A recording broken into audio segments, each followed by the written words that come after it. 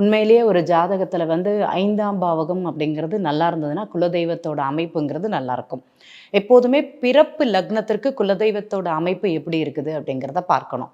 இன்னைக்கு அக்ஷய லக்னம் அப்படிங்கிறது ஒருத்தங்களுக்கு தனுசு லக்னமாக இருந்தது.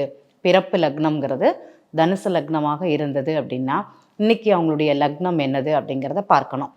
இன்னைக்கு அவங்களுடைய லக்னத்திற்கு குலதெய்வ அமைப்பு அப்படிங்கிறது எப்படி இருக்குதுன்னு பார்க்கணும். இப்போ பிறப்பு லக்னம் தனுர் லக்னமாக இருந்து செவ்வாய் வந்து 12ல் இருக்குது அப்படின்னா, உதாரணமாக விருச்சிக ராசியில் இருந்ததுன்னு வச்சுக்கோங்களேன், குலதெய்வமே அவங்களுக்கு கிடையாது அப்படிங்கிறது தான் உண்மை.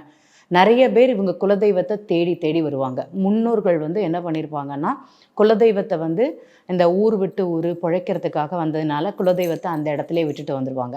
அப்போ இவங்களுக்கு வந்து ஒரு காலப்போக்கில் இவங்களுக்கு ஒரு 40 வயசு 35 வயசுக்கு மேலே தான் நமக்கு குலதெய்வத்தோடைய அருள் எப்படி இருக்குதுன்னு தெரிஞ்சுக்கிண்டு அன்னைக்கு போய் தேடுவாங்க. அப்போ தேடும்போது இன்றைய லக்னம் உதாரணமாக அவங்களுக்கு வந்து உதாரணமாக ஒரு மேஷ லக்னமாக இருந்ததுன்னு வச்சுக்கோங்களேன்.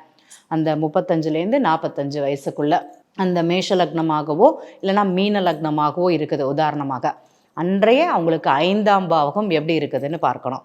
இப்போ உதாரணமாக மீன லக்னமாக இருக்குது அப்படின்னா 5ஆம் பாவக சந்திரன் அப்படிங்கிறது தான் அவங்களுடைய குலதெய்வம். அந்த குலதெய்வத்தோட அமைப்பு எப்படி இருக்குது? இப்போ உதாரணமாக அவங்க பூரட்டாதி நட்சத்திரத்தில் பிறந்திருக்கிறாங்க.